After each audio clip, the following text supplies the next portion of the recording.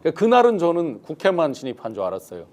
정신 차리고 그다음 새벽에 보니까 중앙선관위를 먼저 진입했다는 뉴스를 보고 제가 외장 하드에 보관하던 거를 막 찾아보게 된 거예요. 그래서 화면 한번 띄워줘 보시죠. 제가 드렸던 거. 미리 드렸던 것 네네. 부정선거 관리 대책. 2021년도 화면에 나오고 있습니다. 화면 보고 말씀드리겠습니다. 2021년 12월 29일자 작성된 문건을 제가 이제 보게 됐는데 제목이 부정선거 관련 관리 대책입니다. 이게 윤석열 선대위 공식 문건입니다. 그 선대위에서 제가 다운받았는데 아시다시피 저는 정책 담당이기 때문에 부정선거 대책 이런 걸 제가 어떤 선대위 밖에서 뭐 할 다운받거나 제가 담당할 일이 아니기 때문에 제가 전략회의 이런 데서 이제 다운받을 수밖에 없었던 걸로 기억이 됩니다. 정확히 이제 어느 자리에 뭘로 받았다 이렇게는 볼 수 없지만 2021년 제가 다운받은 시간이 12월 30날 07시 29분이에요. 그날 08시에도 회의가 있었습니다. 전략회의가.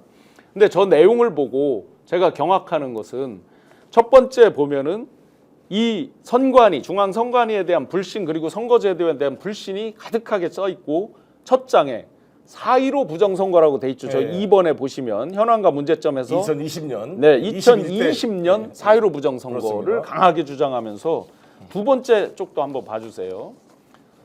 두 번째 쪽에 보시면 4.15 부정선거 의혹 사례라고 해서 계속해서 사전선거 개표 부정 이런 것들을 계속해서 이들이 주장을 하면서 부정선거 그다음에 어떤 컴퓨터 서버단을 건드려 가지고 부정하는 이런 거에 대한 의구심을 계속 표출하고 있습니다.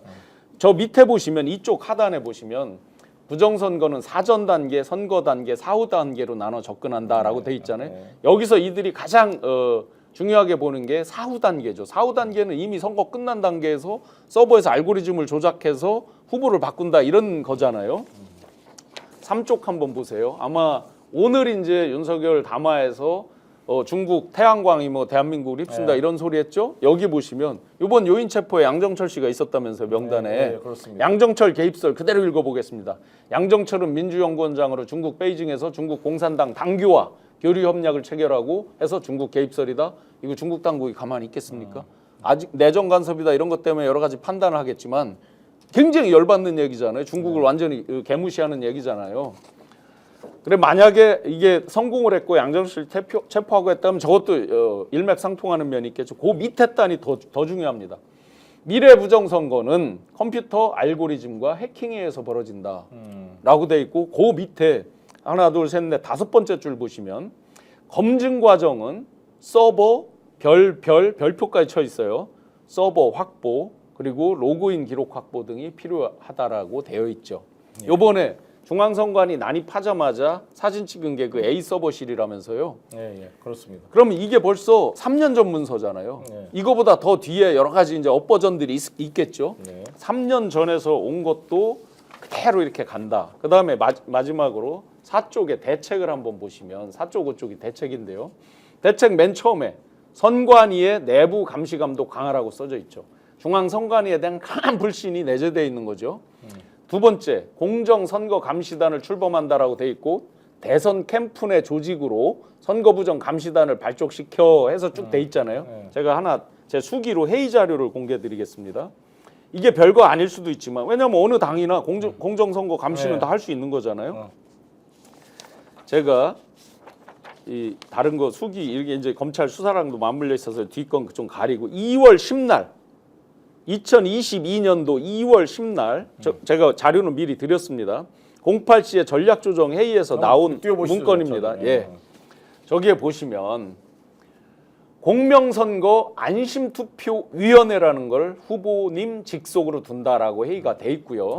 2월 14일 날 후보가 직접 참석해서 격려한다라고 되어 있습니다.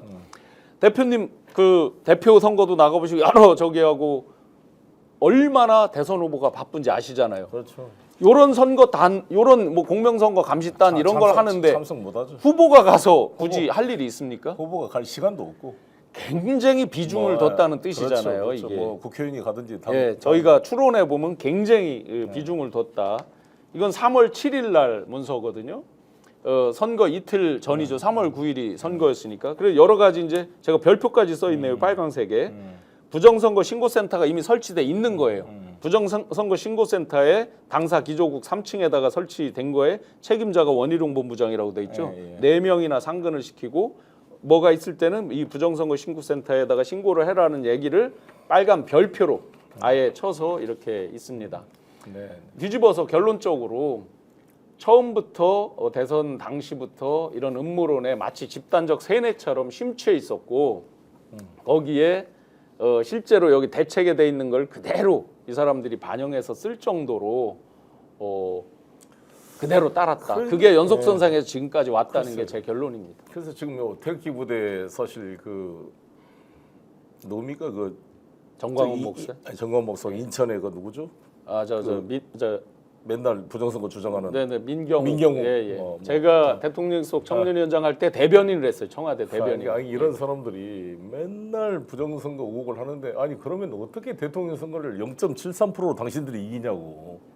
그렇죠. 우리 문재인 정부의 여당이 어떻게 야당한테 0.73% 지겠어요. 그래서 오늘 중앙선관위에서도 좀 전에 제가 방송 오기 전에 이 발표를 했는데 그럼 본인이 당선된 것도 부정하는 얘기다라고 중앙선관위도 얘기를 했고요. 아, 그렇지. 자기 선거를 부정하는 거지. 예, 그리고 이 사람들이 소위 말하는 이 음모론자들이 주장하는 거에 아주 간단하게 허점이 바로 보입니다. 왜냐하면 2020년 4.15 부정선거를 얘기하죠. 그러면 2024년 4.10 선거는 왜 부정 주장 안 합니까?